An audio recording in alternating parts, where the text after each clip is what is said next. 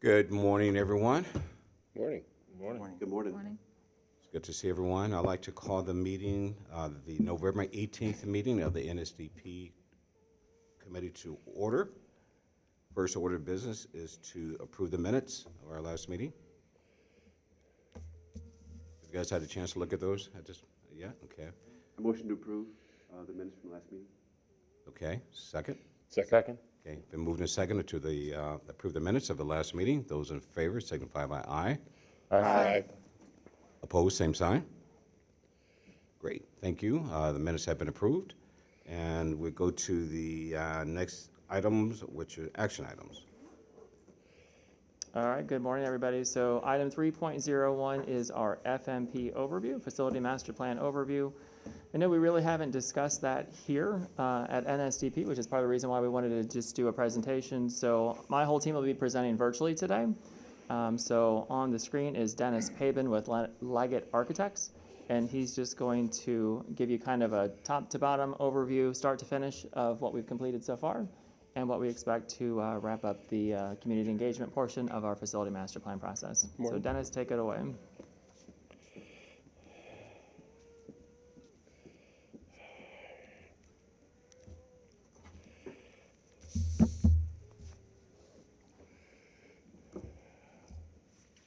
Dennis, you're on mute.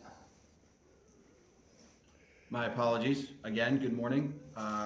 Thank you for the opportunity to present to you today. I will just get started and show you where we've been and what we're headed to. As Dr. Dixon said, the North Star of this facility master plan has always been supporting a portrait of graduates. The 6 attributes of a portrait have been explored in every phase, and we've come up with the phrase of students leading the ways. It's sort of the motto of what the facility master plan has been. We've explored what we've called a day in the life, and the components of that, of access to learning, learning environments, performance, place, and outcome.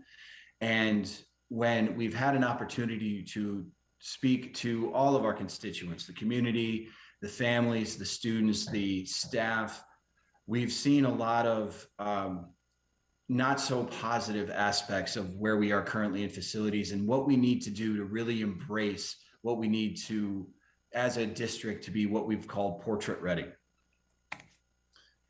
We have a lot of opportunity. We have a lot of existing facilities that have where we are currently, some that have been renovated that are better to be portrait ready, but we have to explore a lot of where we can go and a lot of opportunity that's been in front of us. As far as the master plan process, we've started back in April. Because of the pandemic, we've had our first 3 phases of what we've called problem defining on Zoom. So we have had an opportunity to get in touch with the community to see where we are as far as the challenges or the successes, where we are currently and how we can make those successes better. And then with the envision and define phases that we had in May and June, those are really exploring the aspects of portrait of graduate and how we can improve our facilities within the district to help students be portrait ready. And then after the summer, we have entered what we've called the problem solving portion. And with Anticipate, what we've done is gone through facility tours and what we've gone through the campus settings. So we've had older buildings within the district next to a newer building. And we've had an opportunity to look what these facilities are providing to help us be portrait ready, help the students be portrait ready, help us help the students. And so what the outcomes were some surveys, we've had community discussions, and with the consider phase that has been rolling into, we'll go into a lot of that detail later of what the actual simulation was as we provided for what the consider phase is. And we are trying to initiate solutions of what they can be. Then moving on into next month, we will be the transform phase. the ideas of where that came out of the consider phase, and we're presenting them to the community, and what are some of the ideas that have come up that really seem to move, gain traction and excitement and move forward for the master plan. Phase 5 for consider was a very active month for October. We had a series of 8 community engagement sessions. We had one regionally in a selected high school, and then we had 2 all region sessions hosted at the Maine Metropolitan Library. Because of the excitement that has been gained through the consider phase, we have gone to several schools and also many opportunities to get in front of other staff and administration and district leadership. So it's been a very exciting month, and we are very proud of what we've been able to accomplish through the consider phase. Showing you some images of some of the engagement as we've gone through. The students have been very enthusiastic in their response to what the district can be. What you're seeing here are 3 of our student leads that have been assigned for our committee, for the Facility Master Plan Committee. And what they're doing is, this is during our phase 4, and they're selecting images of different situations within schools outside of Columbus and what attracts them. And they had an opportunity to tell us what they liked and why they liked it, and having to react of where they sit currently and what they would like to see within their existing or within their future schools. And then what you're seeing here is our phase 5 simulation. We had an opportunity to present this in front of an English class at Independence High School, and their enthusiasm and ideas was just intoxicating. It was really great to have this interaction with the students. They were really excited about what we were doing and the potential of where we can go. We've also reached out to staff. We had the same image activity with the staff, and their feedback was, again, very energetic, very positive, and the idea of what we can do to make where this district can be in the future was really great. Again, some more images and themes of what they've seen through the phase 4, and then the phase 5 activity.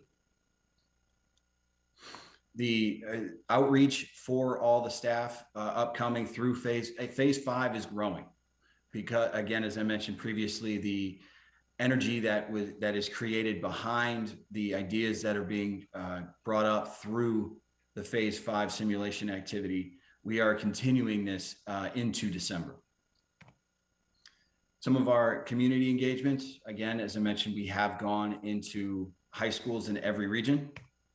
They've had the opportunity to have the same activity or participation in the same activities as all of the students that we've presented, but all the activities we've tried to keep consistent. We want to be as transparent as we can, and we like to create sort of a database of what we're seeing and the reaction that we're getting through all the different activities we've been hosting.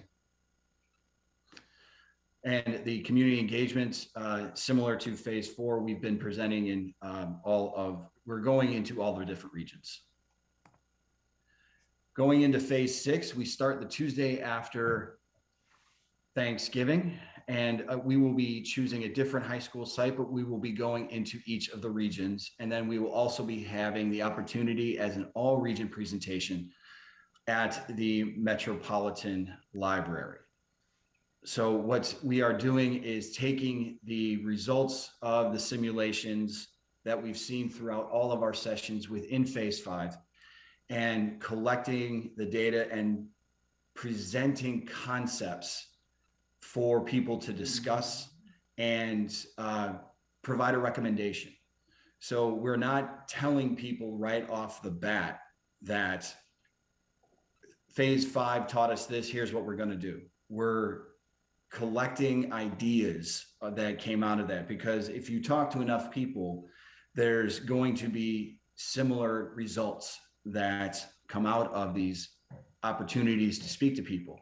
And so we're presenting basically the majority of what these results have become. And so that will have an opportunity to present the pros and cons of the concepts. We'll have a discussion, and then again, we'll have a recommendation provided. In the end, the committee will be providing their recommendation to the board of what they think this master plan should be. We've had opportunities for additional outreach. The website, ccsoh.us/FMP, has a very consolidated file of all of our previous engagement sessions. There's videos, there's photos, examples of the simulation can be found there. And then with the simulation, the take-home version that we've been providing, we've been asking them to take pictures or scan their results to the website you see there, or excuse me, the email you see there. So we are always having outreach to our community and to our staff and our students. Now, with that, I would like I'm going to stop sharing, and I would like to walk you through what the simulation is. So in front of you, there is a paper copy, and what the basis of what the simulation is we are discovering and discussing the challenges that we have within the facility master plan in regards to the schools themselves. So what we've asked the participants of the simulation to do is enroll students to a newly renovated or new school within the district. The simulation board is set up to generally geographically show where the schools are located. And then within that board, you'll see the student capacity, you'll see a site viability gauge, you'll see the L number that represents the number of students that live within the attendance boundary of that school. And then you'll see the A number, which are the number of students that attend that school within that boundary. So we've put blocks on the schools that are shown in color. For example, the board that I just had up was the high school. Those schools have been already funded through the Facility Master Plan and the Ohio Facilities Construction Commission. So those buildings have to remain. So those students are accounted for. So blocks are already assigned to them. And then off to the side, we would have blocks of, one block represents 100 students, and then we would assign the students throughout the district on the simulation board.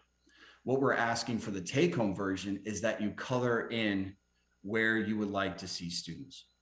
So we are still collecting the data, and the paper copies have been distributed to all the schools, as well as being available online. So there is still a lot of opportunity to present what your ideas are within the simulation. We are still collecting the data for probably the rest of the year, I would say through 2021. And we are compiling of all of the responses in what we think the best concept for each of the grade bands. There is a simulation set up for elementary, middle school, and high school. And we will be analyzing how we could conceptually put the district together for the future of students. Alex, that is what I have. Is there any questions or comments people would have for me? Just for some context on this, so everybody here is looking at the middle school simulation board. So there is a separate board for the elementaries and then another one for the high school. So there's a total of 3 separate ones. And just to reiterate what Dennis indicated, so this is essentially the same simulation that we've done in person at all 8 of those community meetings that we've done. We've also completed this at a number of our middle schools and high schools. Right now, our goal is to have at least one class engaged at every one of our middle schools and high schools, running through this exact same simulation. Dennis mentioned we've also done it with different staff groups. We're going to continue to roll that out. These paper copies have been produced and distributed to every one of our school sites. They're also at every one of our administrative sites, so there are copies available at the front desk of this building. There's also an online version of it. It's not quite as clean because we assume that most people wouldn't have the ability to print larger than 8.5 by 11 at home, but there is a version of it that you can print at home on your home printer. It's broken into 4 pieces. It kind of gives you the directions on how to cut certain pieces off so you can kind of tape it all together and run through the exact same exercise. And then you'll see those directions at the bottom corner of the page that show how to where to email the results if individuals want to take that approach in terms of giving us their feedback. I have a quick Would it- question. I'm sorry, go ahead. I was just going to ask, since we have the middle school version, can we have an example of, I think Dennis said that the colored ones meant something. Can we get an example applicable to this 6 through 8 simulation that we have? You want just some examples in terms of like the rules and like how to run through the simulation, or in terms Yeah, of some just of the what was said before, but so we have this visual to match and follow. Sure. Dennis, do you want to give some more context there in terms of maybe some of the different grade bands we have there, and then some of the buildings that have been built new versus ones that have not? Okay, so I just make sure I understand. Are we talking that we just want an explanation of the board itself or the results of the board? The board itself applicable to Okay. the one that we have in front of us to follow. Okay, yes. So the middle school boards that you see, the schools that are colored in red, those are schools that have already been funded. So students have to be allocated there moving forward. The idea of where you would be coloring in for where you would see other schools don't necessarily have to be in the locations of where the existing schools are. Those are schools that just have not been funded through the master plan to date. So we have to allocate a number of students to new buildings. So what you would be doing for the take-home version is coloring in where you would want to see a new school. There are some rules for what the new schools can be. And I guess the one main rule is our co-funding partner, which is the Ohio Facilities Construction Commission. They have a minimum for the middle school example of 800 students. So what you would see in the board itself, where you see, I'm trying to think, I think Champion Middle School, I'm just coming up with an example, I think is 500 students. So there's 5 blocks allocated. What we would need going forward are 8 blocks or 8 squares colored in for that board to represent where that new middle school would be. So for the board that you have, when you're completing the simulation and to send it in, you would have the number of squares colored in along with the schools that are to remain within, and then that will show where we are allocating students throughout the district at the middle school grade band. Did I explain that well enough? Very helpful. Thank you. You're welcome. I have a few questions for clarification. On the buildings with the X's, are those still available to put a block? It's just that we want to use those because they're the newer buildings? Or renovated The buildings that are shown in X's, good question. Thank you for bringing that up. Those are schools that have several grade bands allocated. Afrocentric, for example, is a K-12. So there's only a certain number of middle school students that were assigned to that building for its current capacity. And then the other X's represent the elementary or the high school grade banding. However, if you decide through your participation within the simulation that you want to, and again, I'll use Afrocentric as the example, if you want to allocate that building as a high school, so then you would take the middle school students out. So now you have those, I believe there's 2 squares colored in for Afrocentric, so that's 200 students.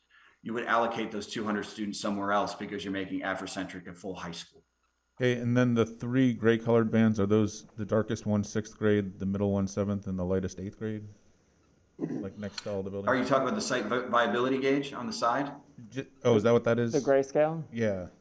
The grayscale, yes, that is what, if you see one block, think of it like a gas gauge. So the fuller you get, which would be 3 blocks, that would be an indication for a more ideal site for construction.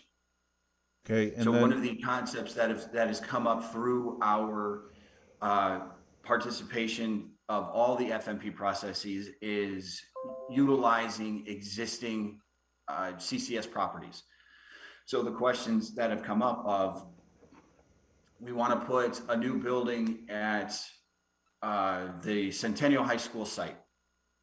Just that completely, for example, that what would that be? How challenging would that be? And so what we've been asked, or what we've tried to indicate on the simulation board, is where do we think construction would be more ideal to occur, whether it's the size of the site, the natural conditions of the site, the access to it. There's many different variables that have gone into creating that grayscale on the side next to where you see each of the buildings represented. So along those lines, for like instance, the World Language Building, does that mean because there's 3 bars, it's a good place to put something? You could theoretically put a building that suits 200 more students to get to that 800 student threshold?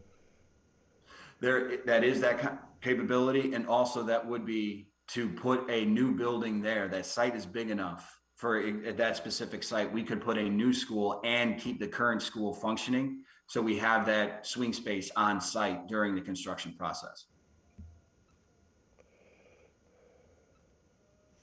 One more question. Of course. For the lottery components, how does that play into this simulation? What we've been showing for the lottery is that there's no real live attend data that we can allocate to those facilities. We've just been showing that the not the capacity of that building, but the attendance of that building fluctuates because of its participation as a lottery school. I would just say it is one of the big academic programming questions that we will ultimately need to consider with administration and the board in terms of the final recommendations. It's just hard to make any, so it's not a facility, like the facility should not drive those decisions. It should be the other way around. And so there will need to be a bigger discussion around lottery schools and how we design and build facilities to support them.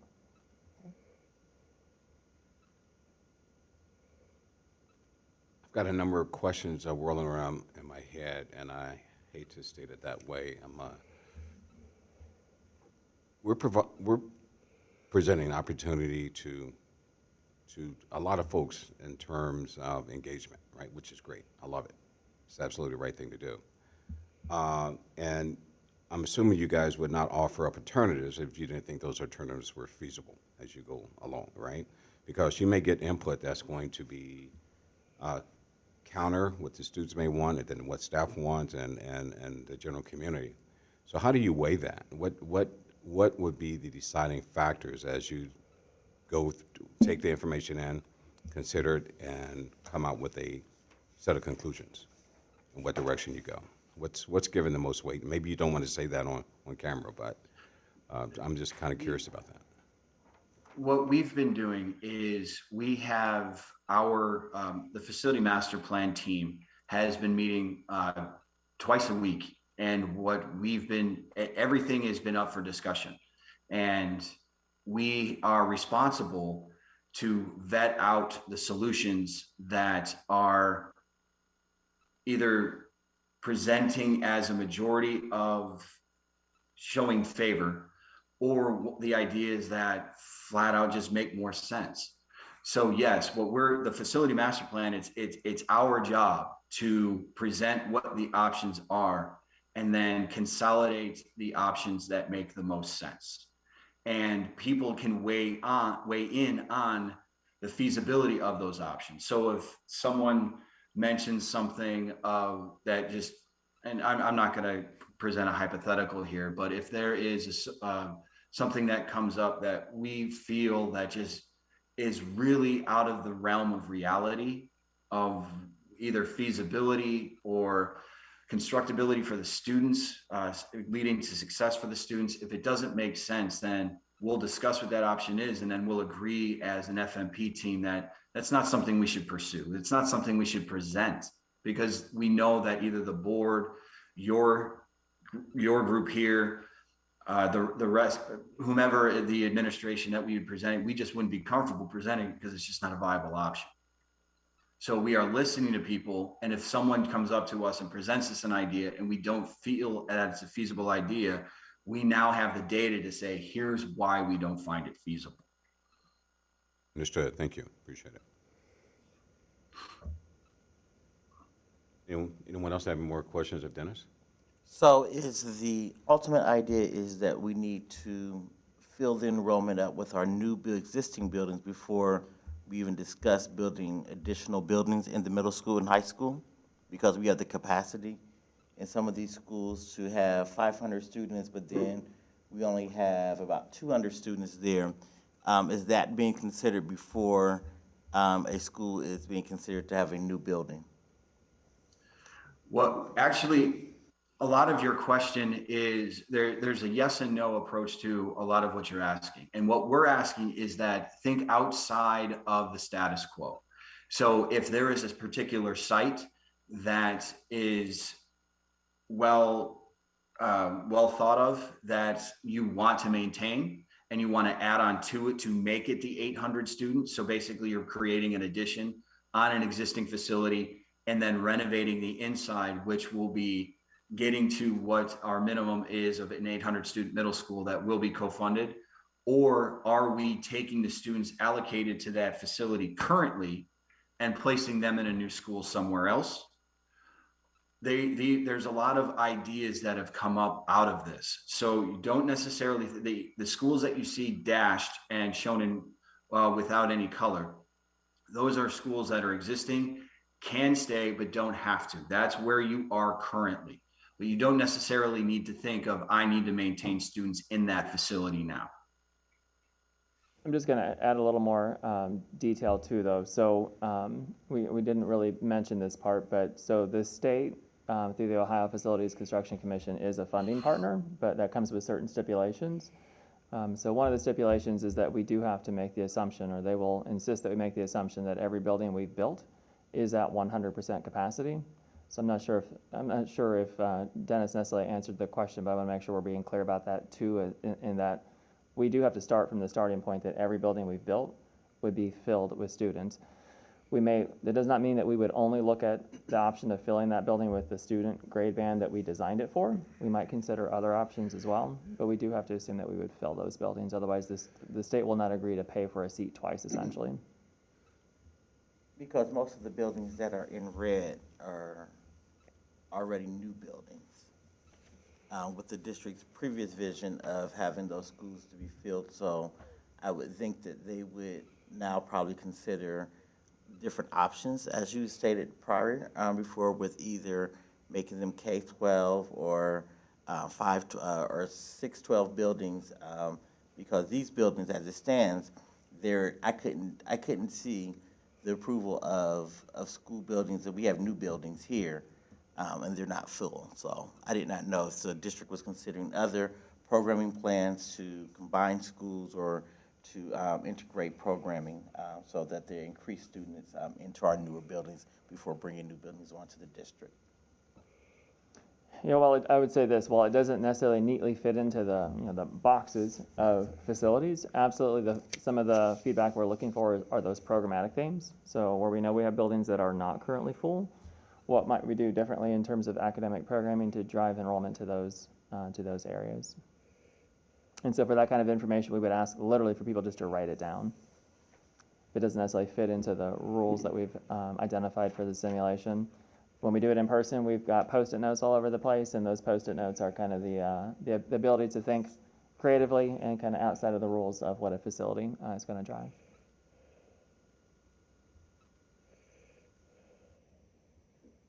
Okay. Good questions, guys. Any other comments or questions? I guess one last one came to mind for these figures in regards to live in the area and attend. What date is this data from on these counts of enrollment? So I'll take that one. I don't remember the exact date, but I believe it's the first Friday of the first full week of October of this year. That's always been our traditional, when the state used to do student count, that was the count date. I can tell you it's fairly recent. Okay, that's good. Thank you. And is the typical reason why the A might be lower than the L because of students that go to the lottery schools? So I'm sure one of the biggest factors are lottery schools, but it's going to look a little bit different at the elementary, middle school, and high school. So remember, at the high school level, we are essentially open enrollment. So students will oftentimes choose a different high school. Not necessarily the case entirely at elementary and middle school, and so just keep in mind, these are only students who currently attend a CCS school. So this doesn't represent, that delta does not represent students who are going to a charter school or a private school. These are just CCS enrolled students.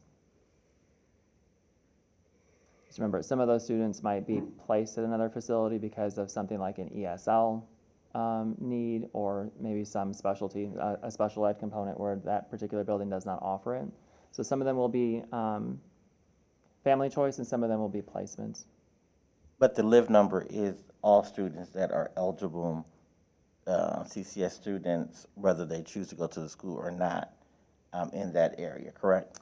It's by address. So each school has a catchment area, and that would be every student that would be their default school outside of either making a choice or having that placement. Thank you.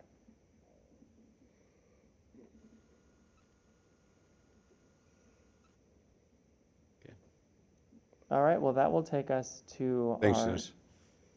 Thank you very much, everyone. Have a good day. Thank you. Thanks, you. Dennis.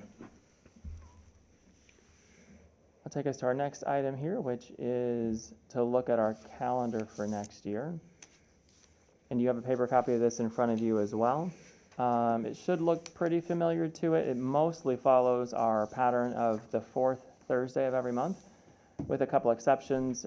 As you know, we always move the calendar for the Thanksgiving and Christmas holidays, so you'll see that adjustment made here for December. The other adjustment we've made is for the month of January. We've typically not had an Nsdp that would allow us to award contracts in January.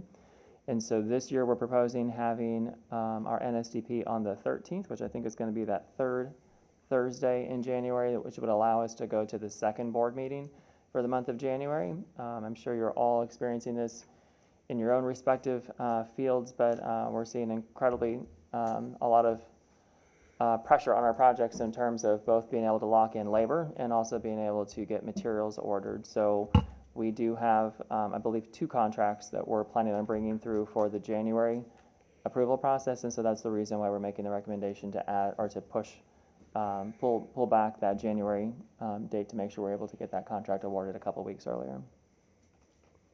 And then this item will be your first action item for today as well, to adopt the calendar for next year.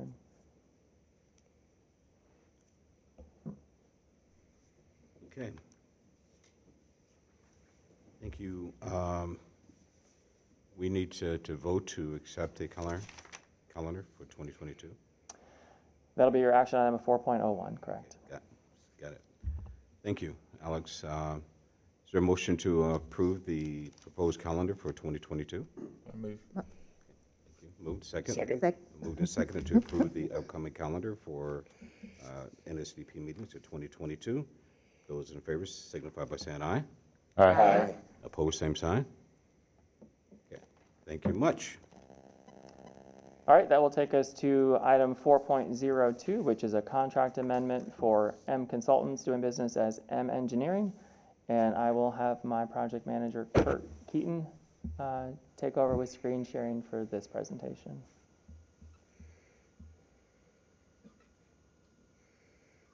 All right, everybody see that? Good morning.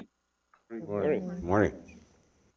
All right, so as Alex stated, this is the contract amendment for our engineer of record for our CMR project, which is phase 11 for next summer. So up first is the proposal, and there's 3 items on this proposal that were added as we progress through the project. Number 1 being, as Alex alluded to, the delay in the extension and lead times for equipment and delays in just raw materials. So what we've decided to do was do a pre-purchase that equipment through Turner, who is the CM on this phase.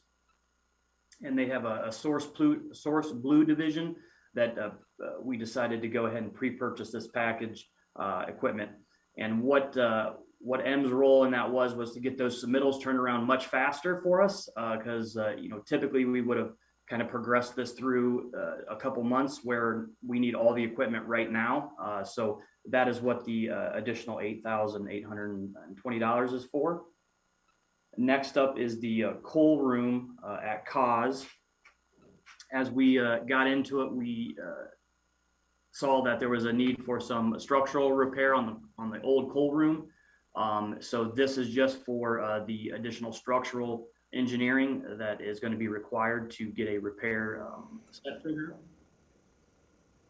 And then the last item here is the Mifflin roof repairs. So we've asked M to provide our design documents for that roofing repair, and that is to the tune of $15,040. So those three items together end up right at $29,960. So that is what we are asking as part of the working contract here to add to their original dollar amount. And that brings us to the end. Do we have any questions?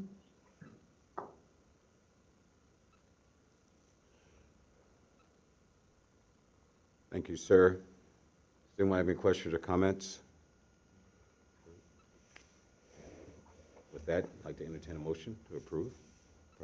So moved. Second. Moved and seconded to approve project number 22001. Those in favor signify by saying aye. Aye. Opposed, same sign, excuse me. Okay, thank you much. Project's been approved. Thank you, sir. All right, that will take us to item 4.03. This is award of a design build contract to Miles McClellan Construction Company. This is for our HVAC renovations that we're calling Phase 13A. This will be for HVAC upgrades at Valley View Elementary School, Westgate Elementary School, and West Broad Elementary School. And I will turn it over to my project manager to make this presentation.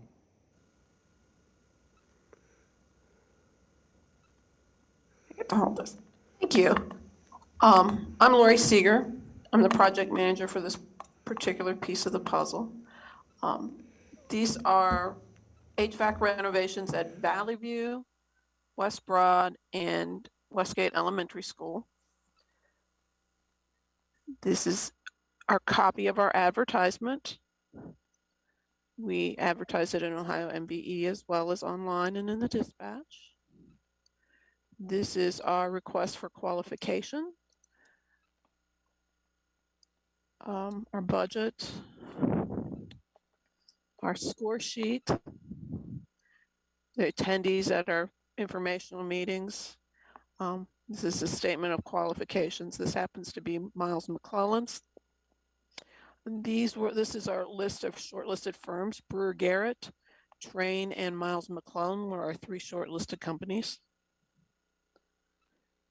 These are the letters that went out to the companies that won or didn't win. This is our request for proposal.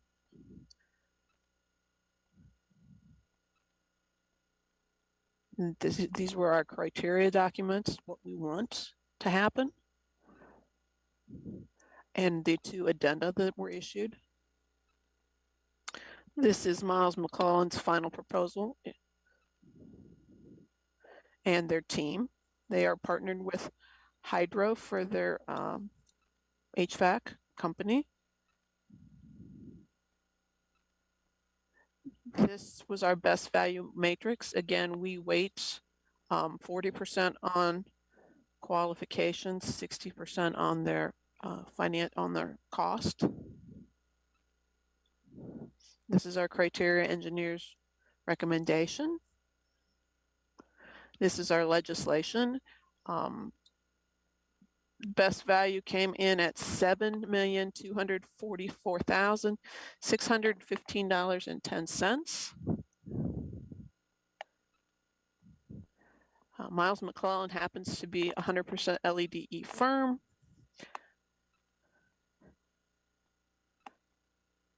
This is the draft of the working contract and their LED participation Even though they are a 100% minority firm, they have still committed to getting at least 20% in subcontracting and materials. And Terry has signed off on that. Does anyone have any questions for me? What was the original estimate for the work? 6 million to 6.3 million. Is there any explanation that's provided when the bids come back? I mean, I know it's only about 10%, but any explanations for why that comes back higher? Yeah, that's a good question. So, I mean, so we budgeted very conservatively for these projects, especially because when our budget dropped into place, we had 4 phases of work that we were trying to manage. So we went into the estimating side very conservatively. We also issued a fair number of alternates to make sure that we could manage that budget. So we're in a very good place right now overall budget-wise. And so we're recommending at this point full alternates at all sites. And at this point, we plan on executing. These will essentially be all new HVAC projects. We won't be reusing any existing equipment. We've had to make some concessions on some of the earlier projects. So we're pretty pleased that even though the costs are over our original estimates, these will be essentially entirely new systems with buildings being fully air conditioned versus on some of our earlier projects, we did have to make some cuts. So, I mean, just to summarize, it's a scope change to some degree from the original budgets? It did, especially with those alternates, because we wouldn't have included the alternates in the original estimates. Thank you. Any additional questions or comments? Okay, thanks, Lori. I'd like to entertain a motion to approve project 22003. Motion. Okay, been moved. Second. Second. Moved. Okay, those in favor signify by saying aye. Aye. Opposed, same sign. Thank you, guys. Appreciate it. Thanks, Lori. All right, and that will bring us to item 4.04, which is award of a design-build contract to Prodigy Building Solutions, LLC. And this is for HVAC renovations Phase 13B, which is our North Linden Elementary School and our Westmore Middle School. And for this one, I'll turn it back over to Kurt.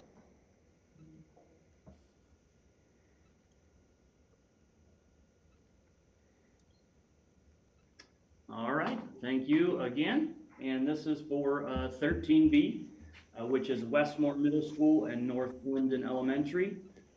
These kind of hit the street at the same time as Lori's, so 13A and B kind of went out. That's why some of this information is going to look identical.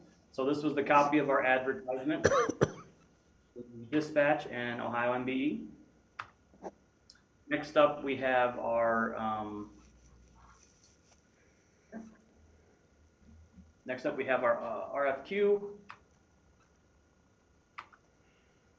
And then our proposed budget was 4.8 to 5 million with an LEDE percentage of 20% goal. We have our schedule, our score sheet, the informational meeting, and then this is statement of qualifications for Prodigy, which is a new firm we're getting to work with, so that's exciting. Move on to our shortlist matrix here. So these were all the firms that submitted, and Brewer, Garrett, Train, and Prodigy were shortlisted on 13B. Here is the letters that were sent out. And then here's, you can just see the breakdown of the shortlisted firms. Next up is our RFP. Shows our schedule, and then here I'd like to point out this is the alternates that we requested as part of this RFP.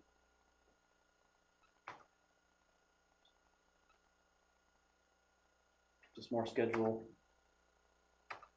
And then the cover sheet to our criteria for 13B. It's 2 addendas that we put out. This is the cover letter for the proposal. And then this is Prodigy's team that they will have on site here next summer. This is the best value matrix, and as you can see, it was very, very close. And again, this was a 60-40, so So 60% on price, 40% on qualifications, but very close there. This is our criteria engineers letter of recommendation for Prodigy.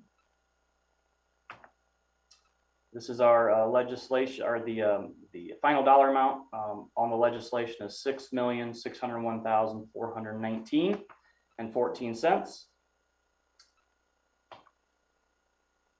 And they have committed, Prodigy has committed to 30% LEDE participation.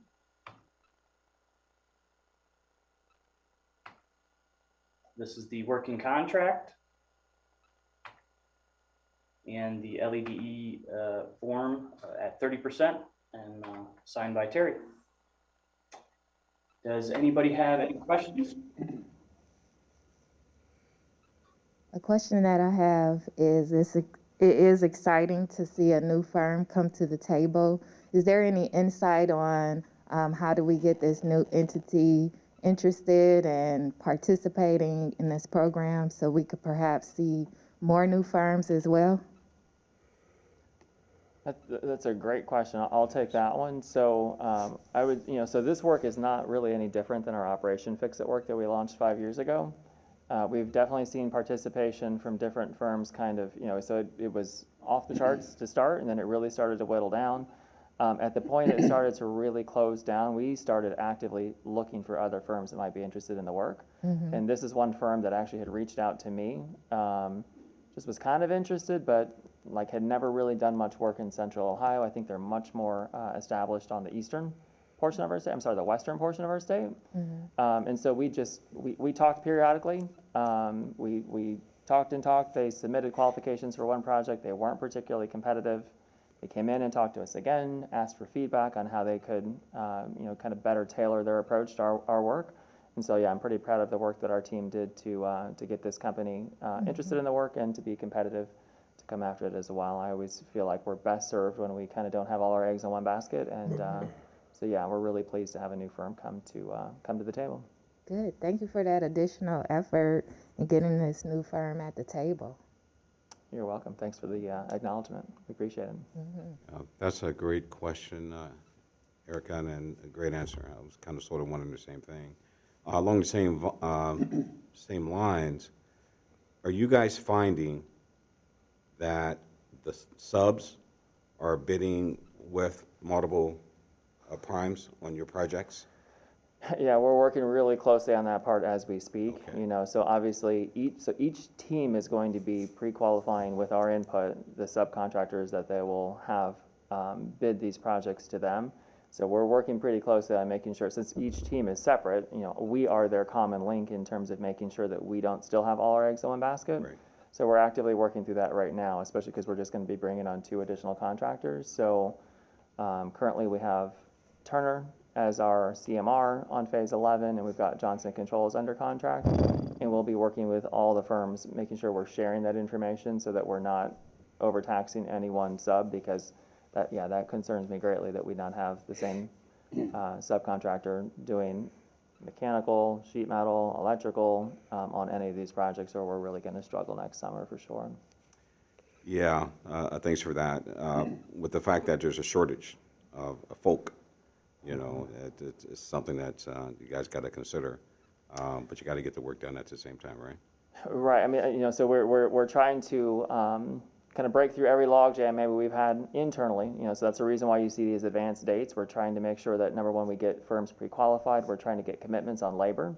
So I don't think it's enough even to have the subcontracts nailed down. We want commitments on labor. We want to make sure that our material orders, our equipment orders are being placed as early as possible. We'd much rather have that equipment sitting in a warehouse or in somebody's yard waiting a couple months versus, it's next summer and we just don't have equipment to drop on a roof. So we've definitely, I think we've mined as much information as we can out of each of these teams. It is one of the nice things about being busy with this work. We get a lot of ears and a lot of people who are interested in having these discussions, and we try to take the best ideas we can get from each of them and apply them to all of our projects. Okay, great. Thank you, sir. So let's get back to the matter at hand. Thanks again, Kurt. I'd like to entertain a motion to approve project 22003. Motion to approve. Okay. approved and seconded to approve the project. All those in favor? Aye. Aye. Opposed? Same sign. Great. Thanks again, Kurt. Good job. Thank you, guys. Appreciate it. Great. Alex, did you want to take this opportunity to go into the matter you mentioned earlier? Yeah, sure. So I'm just going to pop our agenda back up on the screen, which this pretty much takes us to the end of it. But I guess one thing I did want to ask, so this is our first really full committee meeting back in person, even though we're kind of doing it blended. And I think we'll probably continue to have our presentations done mostly virtually. I feel like it does work pretty well for what we need to accomplish. Maybe one of the questions I have for you is I just, so as much as we can, now that we've kind of learned how to do so much of this electronically, I'd like to minimize the amount of paper that we generate. But I also want to make sure you've got the comfort that you've got the information that you need to be able to make decisions. So I just kind of wanted to ask, so is there comfort in having agendas only online as long as we can show them in this manner? Kind of the same question for meeting minutes. I know we've talked in the past, so I know the meeting minutes are posted in board docs. It doesn't seem like that's always been the easiest way to find them. Would you like to see paper copies? If we email them out in advance in a PDF, is that sufficient? I just kind of want to make sure we've got a good understanding of your comfort level and that we can meet it. I mean, I personally like digital copies. I'd rather no paper. I don't want to take anything with me. But PDFs would be great too. If it could be attached to an email a few days ahead, that's easier than going to board docs for sure. I think especially for some of these, like the last 3 items that we had, to be able to see the PDFs and board docs would be nice ahead of time too, just so we know what we're getting into a little more. So do me a favor, ask that one more time. So like the last 3 things that we saw up there, if we could have the PDFs of those in board docs as well, so we could review those before the meeting, I think that would be nice. Okay, so like the slide decks that we've just gone through, if we just print them to PDF and send them out as well? Yeah. Is there a preference for emailing them out versus posting them in board docs? I would say to email it to me directly. I agree. Yeah, email Yeah, I attachment, would. easier Okay. to access. Yeah, it really is. Easy enough. And I probably add in maybe in advance is to up that, advance notice, maybe a week or so. And then for me, it'll be kind of helpful. It's just like a reminder, hey, it was sent out. I think that could be helpful too, maybe 3 days before we come together here.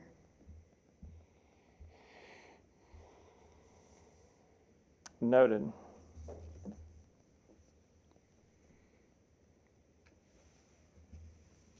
Thank you for that feedback. Mm-hmm.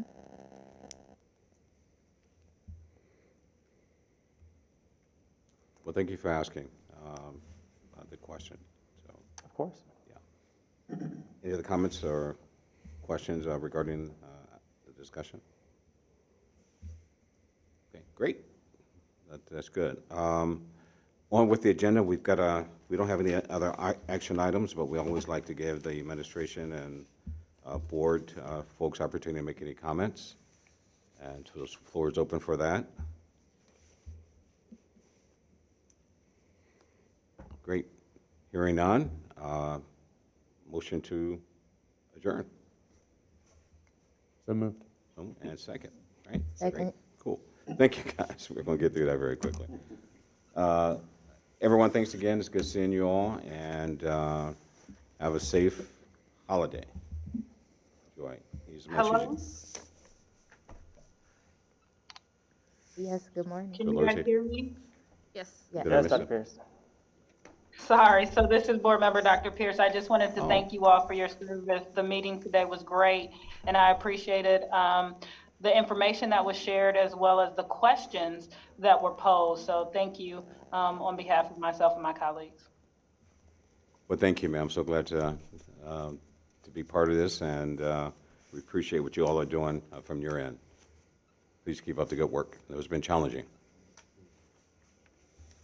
Thank you. We appreciate you. Okay. Thank you much. Any other comments? Not, we are adjourned. Thank you, everybody. Be safe.